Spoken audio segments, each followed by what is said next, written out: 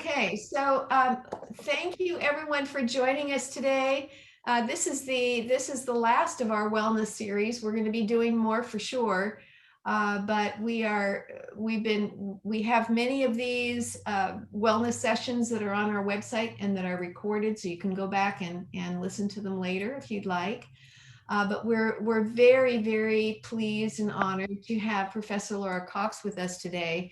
And she is from the Keck School of Medicine, and her focus is in occupational therapy.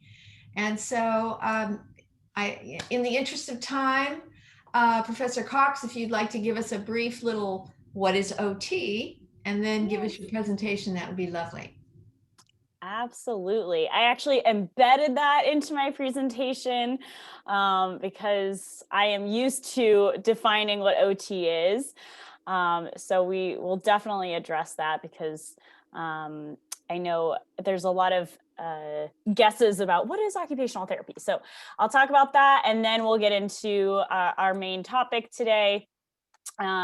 Which is, talking about sleep, which I can see there's a lot of people jumping in today. I think it's because everyone knows how important sleep is. And so we're going to talk about why and what are some small changes we can begin making to improve our sleep. Okay, so as I mentioned, we'll start off with just kind of a brief overview of occupational therapy. I believe many of you might already be familiar with occupational therapy, just maybe through attending previous Emeriti wellness events in the past that some OT students have run. But just in case occupational therapy is new to you, I'm just going to do a quick overview. So to touch on kind of in the broadest sense of what we do, as occupational therapists, we are focused on occupation. And occupation means anything that occupies your time. Okay, so I'm not just talking about jobs as occupations, but any activities in your day that occupy your time. And we focus on helping our clients do what they want to do and do what they need to do by examining the relationships between health, well-being, and daily activities. So we're really looking at promoting engagement in occupations and improving overall quality of life. Okay. So at USC, our OT faculty practice is the home of our intervention called Lifestyle Redesign, where we support our clients with redesigning their lives really to create habits and routines that are meaningful and health promoting. So we do work with various client populations, as you can see listed here, all with the same goal of improving quality of life. And just a quick note to, on what we're doing during this time of the pandemic. Since March, all of our clinicians have been working from home. I'm in my home right now, probably just like most of you. And we're seeing our clients via a HIPAA compliant Zoom platform. And in many ways, this has really helped a lot of our clients just by increasing the accessibility of our services to them, right? Cutting down travel time. If a lot of the clients we see have chronic pain or migraines, and this makes it much easier for them to make it to their appointments and not have to cancel due to pain. So it's there have been some silver linings to it. Okay. That's my quick little spiel about occupational therapy. If there's, I want to make sure I'm monitoring the chat too. Let me see. How has OT as a division under the umbrella of the Austria School of Dentistry of USC worked with dentistry and PT over the years? Yes. So, wow, that we're a part of the Austria School of Dentistry. I would say we do, obviously, we collaborate with physical therapy quite a bit. Our faculty practice is actually located within the same building as the PT faculty practice. So a lot of times we will see the same patients, we'll kind of refer to one another. We work on a lot of the same interdisciplinary teams such as the headache interdisciplinary team or the chronic pain interdisciplinary team, things like that.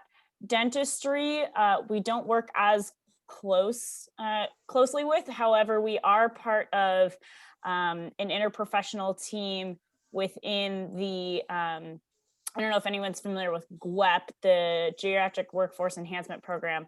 And so within that, we have a program called GAP. So the Geriatric Assessment Program, which involves many different disciplines assessing older adults with cognitive impairments and developing plans of care for them. And dentistry is a part of this team, as is OT. So we do work together on that kind of a team. But other than that, there's not as much crossover. We do have some OT research faculty looking at developing different sensory environments for children with autism when they go to their dentist's office, which is pretty interesting research. So you can always find that on our division page if that's something that interests you and you want to look more into. Okay, so sleep. You've all just been looking at this cute little baby. Okay, so as I mentioned, our main topic today is sleep. I think you all know that. You signed up for this. And so just to go over what in particular we'll talk about today, we're going to discuss why is sleep important, right? Why are we here talking about sleep? Who cares, right? How does it work, right? What are the ins and outs of sleep? And then we'll talk about specifically what are some age-related sleep changes that we see. And then we'll talk about sleep hygiene. What are some actual strategies we can start to take to better our sleep, to improve upon it? Okay, so as I mentioned first, we'll talk about why sleep is important. Okay, so we're going to start with the bad news first, okay, because we're going to talk about what happens when we don't get enough sleep, but then what happens when we get good sleep. Okay, so with the bad news, there's a number of studies that we've seen showing that sleep loss can result in decreased motor performance, mood effects, and decreased performance in cognitive tasks. So there was actually a specific study that showed people who were awake up to 19 hours performed worse on performance and alertness tests than those who were legally intoxicated. Okay. Sleep also influences our eating patterns. So there's this hormone called leptin, which signals to your brain that, hey, you're full, you're satiated, you don't need or want to eat anything else. Okay. But then we also have this hormone called ghrelin. And this hormone says the opposite to us. It says you're not full, you're not satisfied with what you ate, you need to eat more. And when we lose sleep, these two hormones kind of go in opposite directions. So the leptin, the one that tells us that we're full, that hormone actually decreases. And the ghrelin, the one that tells us, hey, eat more, that one increases. So if you're not getting enough sleep, you tend to eat about 200 to 400 calories more per day. Okay. And also when we're not getting enough sleep, our preference for food groups kind of shifts towards more of those heavy hitting, simple carbohydrates. So even the quality of the food that we're eating changes. Okay. In terms of our immune system, loss of sleep can weaken our immune response. If you actually restrict individuals to like 4 hours of sleep for one night, you'll see a reduction in natural killer cells like our T and B cells in our immune response. So without sleep, your body is weaker and more vulnerable and susceptible to illnesses and diseases and even cancers. Okay. And then lastly here, we know that chronic sleep loss increases risk for serious health conditions like hypertension and stroke, or obesity and diabetes, and many other things as well. Okay. So let's talk about the good stuff, right? What are the benefits of sleep? Well, of course, if sleep loss impairs our immune response and our metabolism and our cognition, then adequate sleep is going to enhance each of those. And then I just want to kind of touch specifically on the memory and learning. In terms of learning, we're like sponges. We need sleep before learning. So like a sponge, before you can use it, you got to wet it, right? So we need sleep prior to any kind of learning we're going to engage in, but then you also need sleep after the learning to kind of cement those new memories into your neural landscape. Okay. And then regarding our memory, sleep transfers and integrates and associates our new memories with old ones. So very, very important. Okay. We also know that increased sleep duration and sleep quality is associated with improved emotional regulation and lowered stress. Okay. We also know that when we get more sleep, we have reduced risk for motor vehicle accidents. So actually, the National Highway Traffic Safety Administration reported that in 2000, being tired accounted for the highest number of fatal single car run off the road crashes due to the driver's performance. This was more than what was caused by intoxication from alcohol. Pretty interesting. And then lastly, we have the benefit of improved creativity. So sleep really kind of provides this like nighttime theater, if you will, in which our brain tests out and builds connections between vast stores of information. And it really creates and explores these distant kind of non-obvious associations. So the sleeping brain kind of fuses together these various sets of knowledge that foster some really impressive problem solving abilities, right? You've probably heard that phrase like sleep on it, right? When you're trying to make this decision.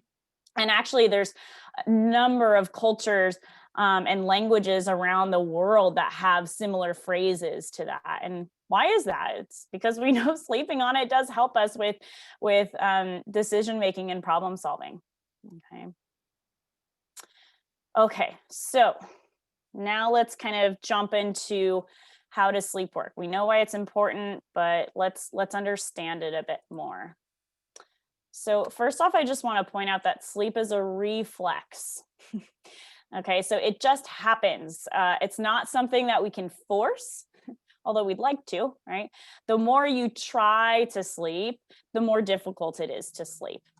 So think about when you're trying to like befriend a cat, right? If you seek out the cat, it's going to ignore you, right? But if you ignore the cat, kind of do your own thing, all of a sudden the cat starts to seek you out, right? Or maybe think about like a Chinese finger trap, right? If you try to pull your fingers apart, you'll get more stuck, right? But if you push your fingers together and you just relax, you can free yourself from that trap. And this is very similar to sleep. So if you force sleep, it's not going to happen. Okay, there's a difference between trying to sleep and preparing to sleep. And we'll talk more later in this session about preparing for sleep. Okay. So I'm sure many of you heard we have our sleep stages, right, that make up the sleep cycle. So a normal sleep cycle progresses through non-rapid eye movement stages, which is stage 1, 2, and 3. And then it's complete by following the conclusion of our rapid eye movement sleep, that REM sleep. Okay. So the first cycle of the night is typically about 70 minutes long. And then the night's remaining sleep cycles are about 90 minutes in duration. Okay. So remember, we cycle through these 4 stages over and over again. Okay. So once we hit that 90 minutes, we go back to stage 1, 2, 3, 4. Back to 1 again. Okay. So the non-rapid eye movement stage 1 sleep is experienced as very light sleep, and you can be very easily woken during this time. Okay. This typically takes up about 5% of our total sleep time. Not much. Okay. Then we have stage 2, and this is more of a deeper, it's a deeper stage than 1. Right. So there's a little bit more difficulty waking an individual in stage 2 up, but it's still considered a lighter stage of sleep. And it takes up about 40 to 55% of our total sleep time. Okay. Then stage 3 is now we're getting to the good stuff. We're getting into our deeper stages of sleep. Okay. And a high amount of stimulation now is required to wake you from this stage. And this will take up about 10 to 20% of our total sleep time. And we actually get the most of it in the first third of the night. And it starts to reduce over time, over the night, I should say. And then we have the final stage, the REM sleep. And this is when most of our dreams occur. And it takes up about 20% of our total sleep time. And we actually get most of our REM sleep in the second half of our sleep period. Okay. So that's typical sleep. Okay. So now I want to describe 2 systems that impact our sleep function. Okay. And there are things that we can do to better regulate each of these systems. So we're going to talk about sleep drive, and we're going to talk about our circadian rhythm. Okay. So this first one of our sleep drive, it's also called the S process. And this really just represents our pressure to sleep, and it facilitates the biological need for sleep at any given moment. So the intensity of the sleep drive system depends on how long you've been awake for, right? And maybe how active you've been during the day, okay? And what was the previous night's sleep like, right? If you didn't get a good night of sleep the night before, your sleep drive might be on a more steady incline, or steep incline, I should say. You can see on the graph here that typically, the graph on the left, I should say, that typically when you wake up, your sleep drive is pretty low, right? Once you get moving, maybe, right? You don't necessarily feel this pull to go back to bed, okay? But as the day goes on, our sleep drive builds and builds, and that's a good thing. We want it to eventually get to the point where we have this high sleep drive when we're going to bed, okay? So these higher levels of activity, more time awake, this increases our pressure for sleep, while lower levels of activity will reduce that pressure for sleep, which can negatively impact our sleep quality. Okay. Other things that could weaken our sleep drive would include like extending our sleep. So you could see here on the right graph, you're like taking a nap, right? That will weaken our sleep drive, so that when it's our bedtime, our sleep drive isn't very high. That's not going to be helpful. And then other types of things that can weaken our sleep drive would be like consuming caffeine or using nicotine, right? Okay. So then the other system is our circadian rhythm, also known as our circadian clock, also known as the C process. Okay. And this provides us with alerting signals that are higher during periods of wakefulness and lower during periods of sleep. So each circadian cycle is about 24 hours, but it can vary person to person a little bit. And there are behaviors that can negatively impact the regulation of our circadian clock. It can dysregulate our clock. And one of these includes like getting up at irregular times. In fact, our wake time is one of the strongest regulators of this mechanism. Okay. Trying to sleep at a time that's a mismatch with your chronotype would also be dysregulating to the circadian clock. And chronotype really just refers to our natural tendency or preference for when sleep occurs.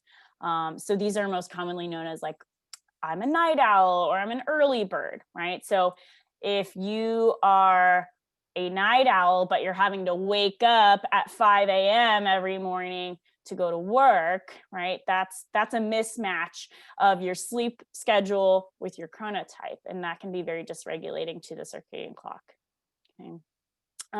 One thing I want to point out here is that sunlight exposure during the morning and the day is very important for regulating our circadian clock. Okay. It helps with the production of serotonin, which then helps with the production of melatonin, which is going to help with regulating this clock, this process. Okay, so putting it all together, right, our sleep is coordinated between these two processes, between the circadian rhythm, the C process, and the S process, the sleep drive. And we have these kind of regulatory effects that you can see I've posted here at the bottom, like light exposure, our core body temperature, our sleep-wake schedule consistency, which I just talked about, and our daily activity levels. Okay, so kind of what this graph is showing here is that when our sleep drive is high and our alerting signals from the circadian clock are low, the conditions are optimal for sleep to occur. Okay, however, when these systems become dysregulated, sleep can be significantly disrupted and sometimes lead to insomnia. Okay. And some of you might be wondering, like, what are you talking about with core body temperature? Why is that on here? So core body temperature really just refers to the fact that our body needs to actually kind of cool down a little bit before going to bed. I don't know if you've ever tried to go to sleep in a very hot environment. It's very challenging. So we do need our body to cool down before going to bed in order to promote that sleep onset. Okay. So let me see here. This is really just a summary of the sleep recommendations from the National Sleep Foundation. So just to bring our attention towards the bottom here, adults 26 to 64, the recommendation is that we're getting about 26 to 64 hours of, 26 to 64, ages 26 to 64, we're getting 7 to 9 hours of sleep, okay? And then older adults, so 65 or older, it's recommended that you're getting about 7 to 8 hours of sleep, okay? So it's a myth that older adults don't need much sleep, right? You hear that a lot, like, oh, you know, as you get older, you don't need as much sleep. That's absolutely false. As older adults, we still do need more sleep, okay? So I actually kind of want to poll the audience here and see how many hours of sleep everyone here is getting. So I'm going to start this poll. If you can all participate here. Is it just doing one at a time or is it doing multiple? Can't really tell. You can slide it down. Yeah, I only want to do the first one though. Okay. For some reason, it looks like it's doing all of them. That's okay. We'll figure it out. It doesn't look like, there we go. Is it working for you? I can't do it as a co-host, but. Oh yeah, it looks like they're answering all of them. That's yeah, okay. Laura, Mhm. I actually didn't, it went away. It came, but then it went away because I touched the screen. So could you pull it down again for me? I don't know if I can. I don't know. The only option I have is to end polling. Oh, darn. Okay. Well, I guess 7 to 8 hours of I'm sleep sorry, Judith. on a good night. Oh, yeah, you can vocalize your answers if you'd like. On a good night, I get 7 hours of sleep, but oh, good. Right now we're moving and I'm getting like 2 hours of sleep a night. Yeah. It's like, oof. What is that about stress that just won't allow you to sleep? Mm-hmm. Yeah. I mean, when we're stressed, right? I'll kind of answer this as people are filling out these polls, but right, when we're stressed, we're activating what's called our sympathetic nervous system, and we're releasing cortisol into our bodies. And cortisol is something that's very alerting, right? When we're stressed, our body responds by being hypervigilant, on edge, right? We're ready to fight or to run, fight or flight. And so what's needed is to find ways to elicit what's called our parasympathetic nervous system. And we can do that by engaging in relaxation strategies and techniques. And we'll talk a little bit about that, but it sounds like maybe what's most helpful for you is finding some ways to wind down your mind, relax your body before sleep. That preparing for sleep part is very important. The interesting thing is, and I don't want to take up a lot of your time, but the interesting thing is I never have problems going to sleep. It's like I wake up like maybe 4 to 5 hours later, and I can't get back to sleep. Like at 2 the mind starts racing. Yeah. Like, it was like, what do you do?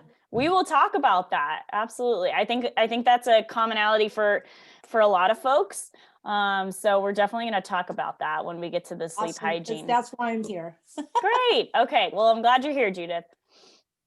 Okay. I just want to make sure I'm addressing any questions in the chat here. Let's see.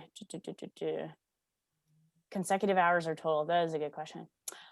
So I would say, you can answer. I mean, it's probably too late now. You've probably already answered, but total, because some of the other questions below talk about how many how many times do you wake up in the night? Tried to submit, nothing happened. Any tips for filling my sleep you have to wake up with your kids or for other reasons at night? Yes, we will get into sleep hygiene. Don't you worry. Okay, so that got, so some people, it sounds like, okay, you all are helping each other out in the chat. Thank you. Yes, we will be talking about napping, Nancy. By number of hours of sleep, do you mean hours in bed or hours you believe you are actually asleep? Hours of sleep, good distinction. We'll talk about time you're spending in bed awake as well. Should also ask if you have to take melatonin to get to sleep. That is a good one. Well, good question. Melatonin, we can definitely address that kind of in the Q&A. I figured that would be a popular topic. Sleeping pills. Mm-hmm. Are you taking like Ambien, like those kinds of things? Yes. Mm-hmm. Yeah. But I still go sleep maybe 5 hours and then I wake up and then I go back to sleep again. Yeah, so they're not quite doing it for you. No. Okay. Well, I appreciate all of the chiming in the chat. This is really great. We're going to get to the sleep hygiene section. I saved the best for last. Okay, so it looks like most of you, I guess I can end polling, right? Okay, yeah. So end polling. So I think I can share the results. Let's look here. Okay, so it looks like most of you, the majority of you are getting between 5 and 6 hours of sleep. Okay, so according to these recommendations, not enough. All right, there's a good chunk of you that are getting 7 to 8 hours. That's wonderful. Of course, right? It doesn't come with that caveat of, are you waking up in the middle of the night and those kinds of things. Mine includes 7 to 8 hours, but it includes waking up in the middle of the night. Right. So it's broken sleep. Yes. Okay. So, and then it looks like we have how long. I'm going to switch to this one because this is where I was going to do the other polls anyway. So, so this one here, how long does it take you to fall asleep? Looks like the majority of you are within 20 minutes, which is great. A good chunk of you even just within 5 minutes. So there's a good portion of you not taking too long to go to sleep, but there are some who it does look like you're having some trouble falling asleep. So we'll talk about that. All right. Talking about, do you do things to prepare for sleep, right? How do you get ready for bed? How many times do you wake up in the night? It looks like most of you are in that 1 to 2 range, some even in 3 to 4 or 5 or more. It seems like very few of you never wake up in the night. Just 9 of you, 7%. Right. So this kind of refers to, are you a deep sleeper or a light sleeper, right? Do you get up to go to the bathroom in the middle of the night, right? If you're waking in the night, how long does it take you to fall back asleep? So it looks like, again, kind of in that 20-minute range is most of you, but some it's taking quite a long time. So it's a big disruption to your sleep. All right. And another question to consider here is, when this happens, do you stay in your bed or do you get up? All right. And we'll talk about that. And then this last one here is, do you go to bed and wake at the same time each day, give or take an hour?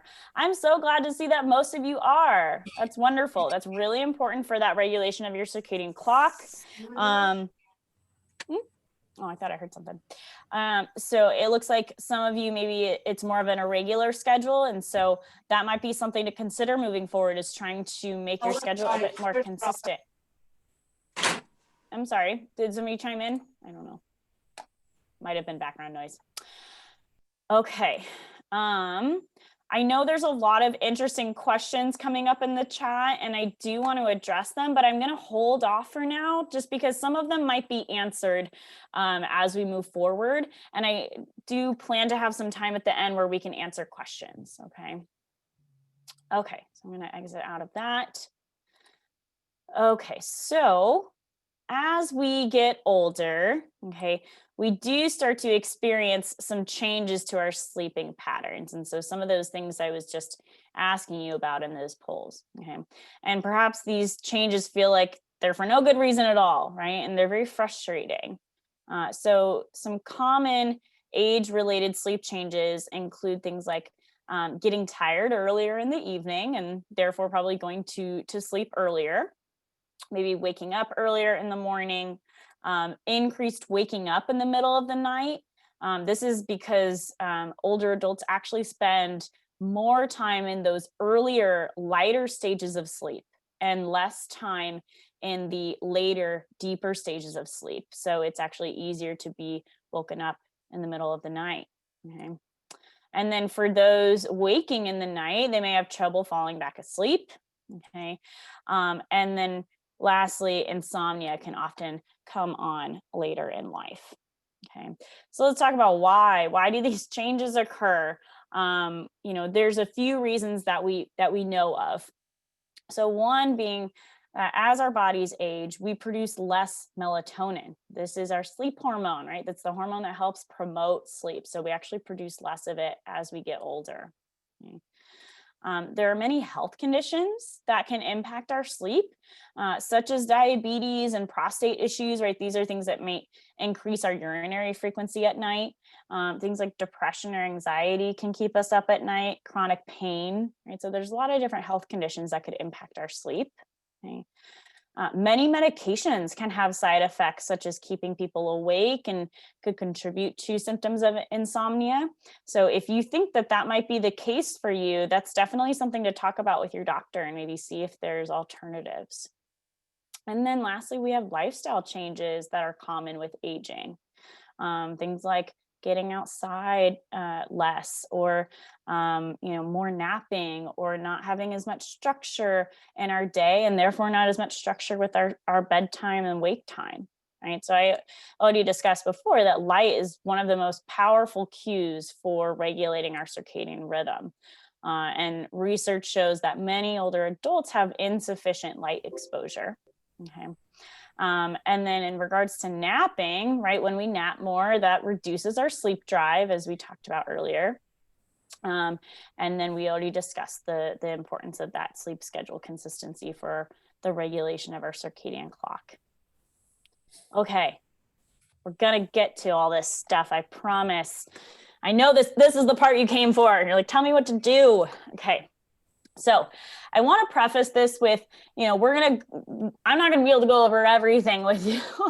And we took out any kind of breakout session or workshop part of this because I felt like a lot of you are just going to want to have the tools and know that. So I wanted to take up as much time as possible to do that.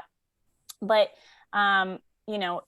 if more support is needed, if you've I've tried all these things and nothing's working, then that's a time where you might want to talk to your doctor, or you can consider seeing an occupational therapist on a more regular basis. And we'll talk more about that at the end. Okay, so according to the National Sleep Foundation, sleep hygiene is a variety of different practices and habits that are necessary to have a good nighttime sleep quality and full daytime alertness. Note, necessary is in that definition, okay? So there are things that we need to do in order to get a good night's sleep. It doesn't just happen. There are good practices that we need to abide by, okay? So we'll talk about some of those. We've alluded to a lot of them already, but we're gonna go through each of these factors that impact our sleep one by one to discuss strategies for each, okay? So again, I just mentioned how an inconsistent sleep schedule can be very dysregulating to our circadian rhythm. So therefore, having a regular bedtime and wake time is very, very important. Yes, even on the weekends, okay? The wake time is the most important, and keeping that within like a half hour. So if you usually wake up at 8 a.m., waking no later than 8:30 or no earlier than 7:30. So keeping it with a half hour on each end, okay? Best practice is to avoid napping if possible, as it impacts our sleep drive, right? However, if a nap is needed, okay, then have it be limited to 20 minutes so that it doesn't impact our sleep drive too much, and taken preferably between 1 and 3 o'clock in the afternoon. Okay. I also mentioned chronotypes, right? The early bird, night owl thing. So when you're developing a consistent sleep schedule, make sure it's congruent with what your body's natural tendency or preference is, right? If you're more so of an early bird, but maybe you're forcing yourself to stay up later because you want to binge watch that new series on Netflix, right? You're probably going to be dysregulating your circadian rhythm and getting poorer quality sleep. Okay, so another thing we want to think about is your sleep environment. Is it conducive to your sleep? Think about the lighting, the sound, the temperature, right? You want your sleep environment to be dark, to be quiet, and cool to promote that sleep onset and reduce the number of awakenings, okay? Also, if you are a clock watcher, put it under your bed, turn it around, get it out of your sight. Okay, watching the clock when you're first going to bed or upon waking in the night can cause a lot of frustration and anxiety, and that's just going to feed into your inability to fall asleep. Okay, so physical comfort is hugely important for sleep. So if pain or discomfort is keeping you up, you might want to consider trying out some different sleep positions that promote neutral alignment of the spine. If you sleep on your back, consider putting a pillow underneath your knees, perhaps a small thin pillow underneath your low back. And if you're a side sleeper, a pillow between the knees and maybe having like a body pillow to hold is helpful for achieving neutral alignment as well. You want to also make sure that your head pillow is supportive and it's not causing your head to be, too bent forward or doing this backwards thing, right? So kind of take a look at your pillow. You can have your partner, your kid, or whoever kind of take a look at you when you're in your sleep position and see if you're all lined up, right? And it's not recommended that you sleep on your stomach, but if that's the only way that you're comfortable, you might want to consider putting a thin pillow underneath your pelvis, okay? Okay, so let's talk about stimulants. We want to be mindful of our exposure to stimulants. So this means limiting caffeine and nicotine, especially later in the day. It's recommended that we stop at least 4 to 6 hours before bed, but even 6 hours before bed can impact sleep for some. So be mindful if you're extra sensitive, okay? Stress and our thoughts can certainly be stimulating and keep us up at night. All right, if this is the case, then we want to consider ways to relax our minds, relax our bodies, whether it's through meditation or deep breathing, journaling, maybe making a plan or a list of what's on your mind. We'll go into a few specific strategies in a bit. And then we have screens, right? Our computer screens, our phone screens, our TV screens, these are all very stimulating. They emit blue light, okay? And blue light is something that actually disrupts the production of melatonin, okay? So it's recommended that we stop using our screens at least an hour before bed. Certainly not in bed, as I know a lot of us do, okay? I know what many of you are thinking. You're thinking, the TV helps me fall asleep. And that might be true in that it distracts you from maybe some ruminating and racing thoughts. However, that blue light exposure is going to lessen the time you spend in those deeper stages of sleep, right? Reducing your overall quality of sleep. So just be mindful of that. Okay. We also want to consider food and liquids that we're putting into our body. So you don't want to go to bed hungry, as hunger can disrupt your sleep. Okay, so you might want to consider having a light snack before bed if needed, but avoid anything like heavy or greasy for at least 2 to 3 hours before bed. Okay, so I know a lot of us, we get up to use the restroom in the middle of the night. I want to avoid excessive liquid intake closer to bedtime. In the evenings, I like to switch to like hot herbal teas, especially as it gets colder anyway. But I tend to drink these things more slowly, right? I'm not like chugging hot tea in the evening. So I sip on them more slowly. So that helps me kind of naturally reduce how much liquid I'm taking in the evening time. It's of course, it's really important that we stay hydrated. So focus on getting the majority of your water intake throughout the morning and the daytime. Okay, so maybe just kind of shift when you're mostly getting that liquid intake. Alcohol is most often consumed in the evenings, right? And it's thought to help our sleep because of its depressant qualities. And it's true that alcohol will promote sleep onset. However, and this is a huge however, okay, alcohol causes us to spend more time in those lighter stages of sleep, robbing you of those much needed deeper stages, okay? And it causes us to actually wake up earlier, right? Just think about those times maybe where you've had a few glasses of wine before sleep. How, like, yeah, sure, you knocked right out, but how did you feel when you woke up in the morning? Did you wake up earlier than usual? I'm willing to bet that you did. Okay. So if you are going to have a glass of wine or, you know, a glass of whiskey or whatever it might be, try to do so earlier in the evening so that your body has the chance to metabolize it before going to bed. Okay. Think happy hour time. Okay. So I told you we would talk about time in bed, right? If you can't fall asleep, or if you're waking up in the middle of the night and can't fall back asleep, right? If that applies to you, listen up. Okay, this is really important. You want to get out of bed after 20 minutes if you're unable to sleep. 20 minutes. Okay. And again, I don't mean clock watching, but you know, we have a kind of general sense. So then you want to leave the bedroom and engage in a quiet activity until you begin feeling sleepy enough to return to bed.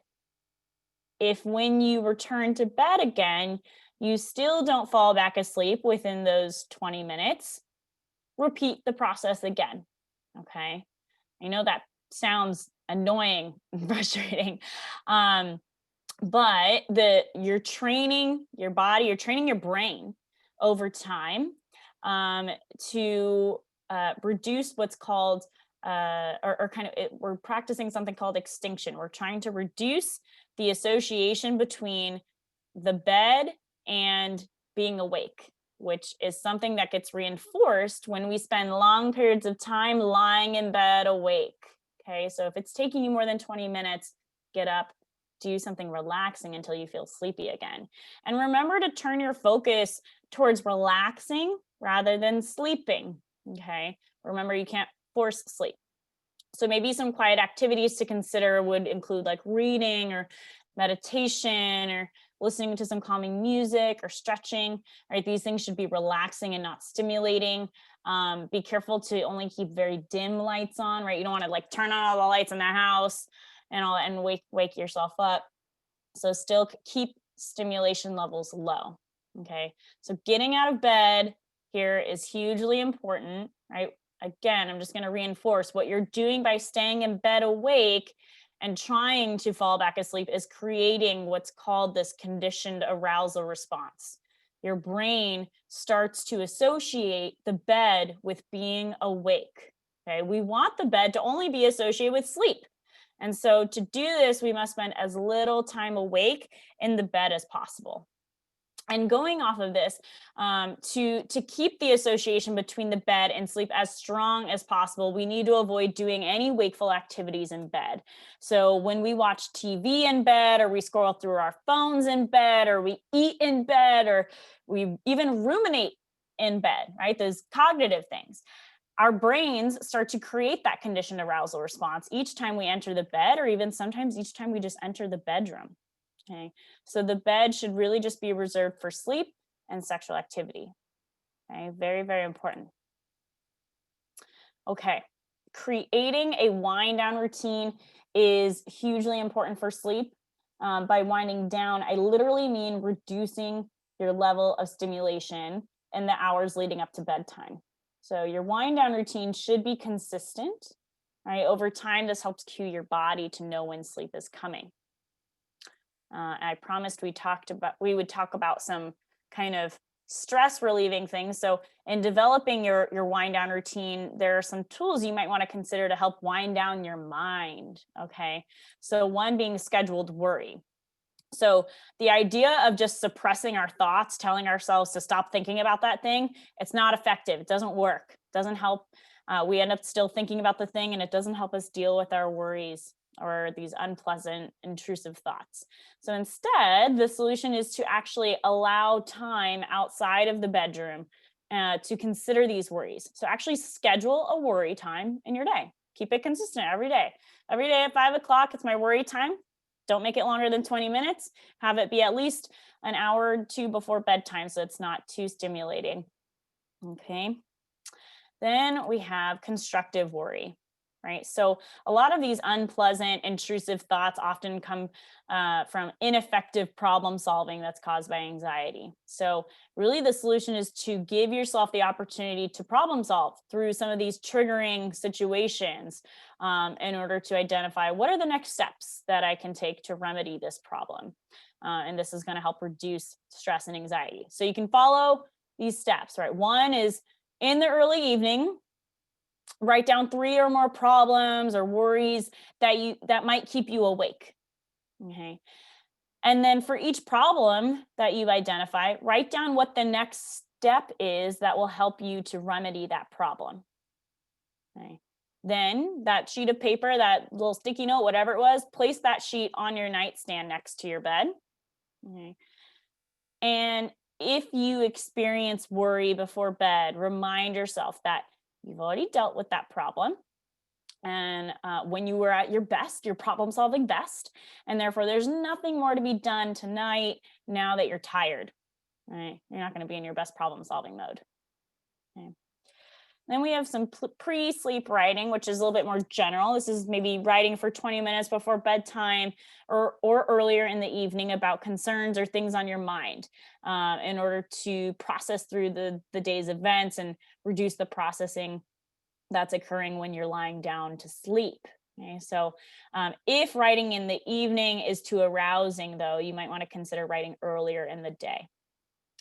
And then lastly, we have the good old to-do list, right? So people with insomnia actually report thinking in bed about what needs to be completed the next day, and they recognize that these thoughts are intrusive for the onset of their sleep. So taking time at the end of the day to prepare a to-do list for the next day can help you feel more prepared and reduce those intrusive thoughts at bedtime. Okay, so at the end of that sleep wind down routine, right? So over the course, thinking about the 4 to 6 hours before bedtime, right? You're slowly winding down, but that end portion should include what we would call sleep preparation activities. And these activities are another way of cueing your brain that it's bedtime. Okay? Again, these should be consistent and almost act as like a nighttime ritual. Right. So these activities might include preparing your environment for sleep. So like turning off the lights, adjusting the temperature in your home, closing the curtains, turning on the fan, whatever it might involve. It could also include self-care activities, right? So maybe it's changing into your pajamas or brushing your teeth or washing your face, maybe taking a warm shower, right? If that's something that's calming to you. It could also include some relaxation techniques like meditation or imagery, deep breathing, stretching. It could include gratitude journaling or some of the cognitive strategies we just discussed on that previous slide. Okay. So I want you to consider, what do you do to prepare for sleep, if anything? right? Do you have a sleep preparation routine, or do you just get up from the couch from watching TV and just go straight to bed, right? So we want to develop a ritual that cues your brain that it's bedtime, okay? Okay, and then lastly here, I want you to consider what you're doing during the day that may be helping or hurting your sleep, right? Are you exercising, right? This is going to help build up your sleep drive, okay? However, be careful as to not exercise too close to bedtime, as it'll initially give you like a boost of energy. So make sure it's at least like 2 to 3 hours away from your bedtime. Are you getting outside during the day to get that exposure to the sunlight, right? Are you perhaps doing too much in your day? Are you being overstimulated, or are you not being stimulated enough? And what changes could you make? Okay. So what impacts our sleep? Basically everything, right? So the point here is just pick one small change right now to get started. I know I covered a lot of different things today. And so I want us to just kind of focus on a couple of things we can get started with. This was a handout that was given to you all prior to today's session. I think it was sent out yesterday. And I want us to just take a moment to pull this out. And it's, you know, it's a very simple handout. It's just meant to act as kind of like a habit tracker. And we've discussed many different sleep hygiene strategies for improving your sleep. And I know this handout has 7 boxes, but for today, I want you to maybe just focus on filling out 2 or 3. You know, what are 2 or 3 small changes you feel confident you can begin making in order to improve your sleep, right? What do you think are maybe the biggest areas for improvement, right? So some things to consider, right? These, we kind of just went over each of these, but you know, do you want to make changes to your sleep schedule to be more consistent or to better match your chronotype? Do changes to your sleep environment need to be made, right? To get darker curtains, or I need to get a fan in my room, or maybe I need to get a white noise machine because there's this dog that barks outside at my neighbors, right? Do you need to be mindful of your coffee intake, right? Do you need to maybe leave your phone across the room so you're not using it in bed? Can you rearrange your evening routine to avoid some of those more stimulating activities before bed? Which activities do you find stimulating? That would be a place to start. Do you have a sleep preparation routine, right? We just talked about that. Or do you kind of just simply get into bed? And then maybe think about, can exercise be increased?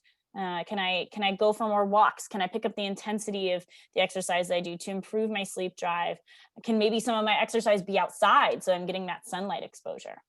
All right, so some things to consider. And I hope you'll take a couple minutes just to fill this out and get some, have a few goals for yourself in this upcoming week regarding your sleep. Okay, so I'll leave it on this slide for a little bit and then we'll answer questions.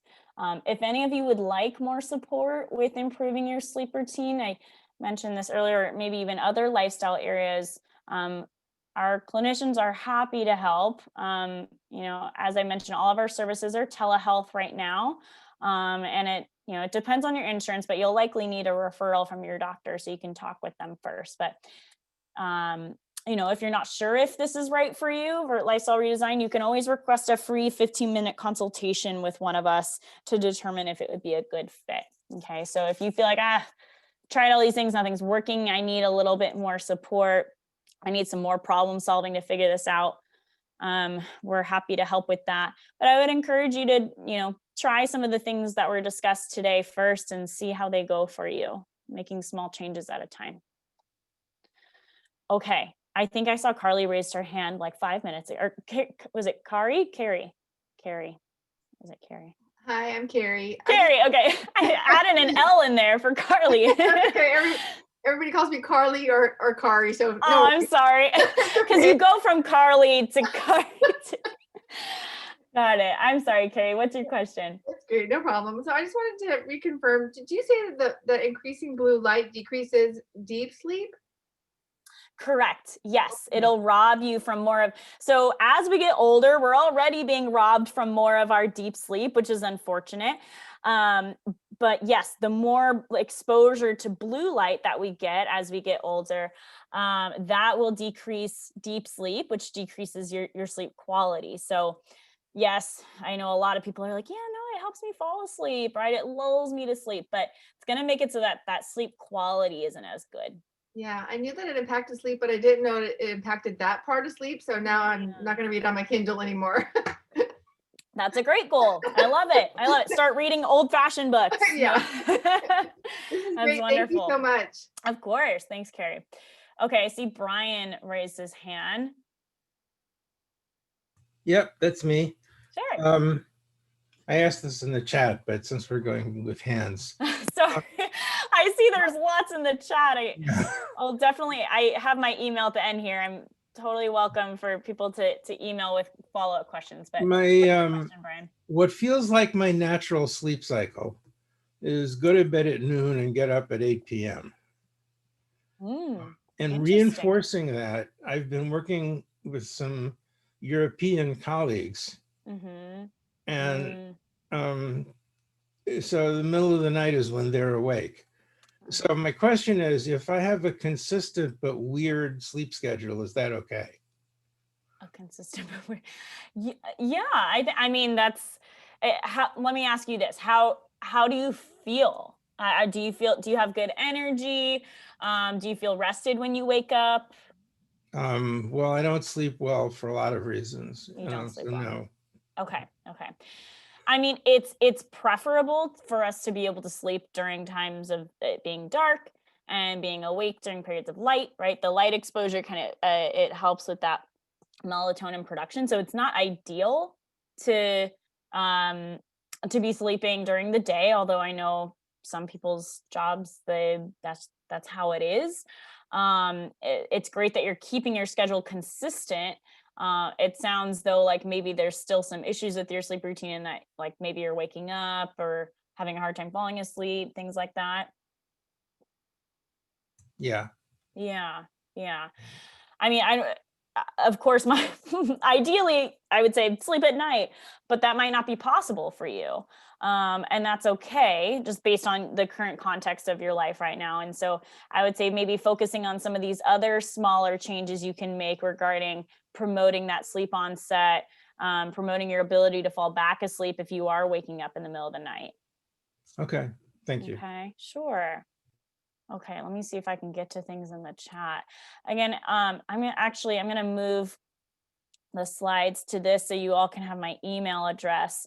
Unfortunately, I am gonna have to hop off right at 3 today because I will be working with a client. And I wish I could stay around and talk about sleep forever with all of you because it's such a great topic. But I am open to emails if there are questions moving forward. And like I said, if you really want more support and assistance and accountability and problem solving around this, I think OT might be a great fit. Okay, I see Shane has raised. Laura, yes. What we can do, since I know you have a client, if people, I'll stay on a little bit longer. If you'll just type your questions into the chat. Well, that'd be great. Get the transcript. We'll give wonderful. the transcript to Professor Cox, and then she can go through and answer any of the things that have not been answered. So then when we send out the evaluation, tell us how it was, then you'll all get the same answers. That's perfect. That's wonderful. I know sleep always warrants a lot of questions. Everybody's routines are different, and I really want to be able to answer all of your questions. I see questions about melatonin. I see questions about the blue light blocking glasses and all of this. I'll quickly. Oh, yes. I'm sorry, Shane. Oh, sorry, Shane Bars. Just real quick, can you address sleep apnea, since I know a lot of men suffer from it? What can help with sleep apnea? So sleep apnea, from my perspective as an OT, what I work on with clients usually is weight loss. So a lot of times that's a lifestyle thing that can help with sleep apnea. Otherwise, I strongly, strongly, strongly recommend seeing a sleep physician. If possible, we do have sleep physicians at USC. And if it's been recommended to use a CPAP, and I know there's resistance to that, I highly recommend using it. It changes the game for you. So hopefully the CPAP can just be a temporary fix, but the other thing would be to focus on weight management as a kind of something that you can take into your own control as a solution. Thank you very much. Of course. I'm so thankful for all of your questions. I love how engaged all of you are in this topic. I think we all just feel how important sleep is. We all crave a good night of sleep all the time. So keep the questions coming. I'll look forward to answering all of them. And like I said, don't hesitate to email me. I'll flip back to this slide as well if you need our phone number or the email to our clinic to inquire about OT at all as well. Okay. All right. I will stop sharing my screen. Thank you so much, Professor Cox. Really Of course. appreciate your help. And I know you've got a client, so we'll let you go. It's a pleasure. It's a Thank you. pleasure. Happy Friday, everyone. Thank you. Bye. Bye.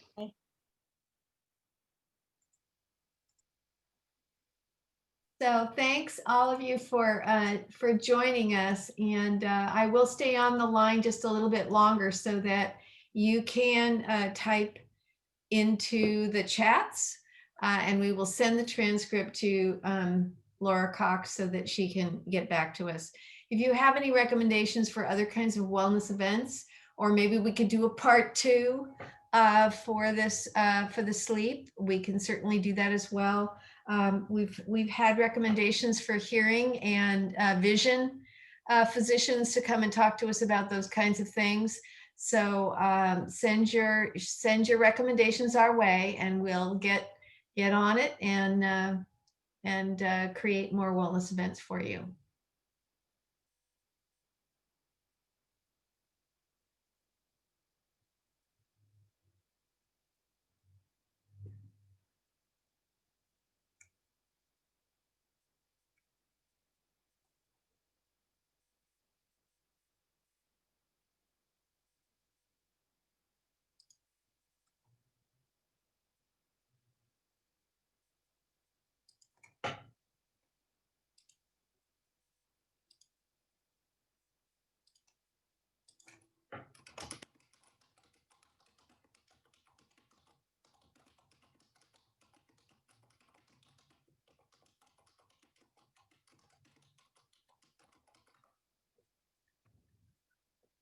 So we will be posting the link. It does take sometimes a couple of days to get the recording posted. And so we'll update the information on our website so that you can have that. So we'll send out a little brief evaluation with the link to the web page where we will be posting the recording, the PowerPoint presentation, the handout that was sent to you, and all of those things. Does anybody have any questions for me about this particular program, or how we can support you before we sign off?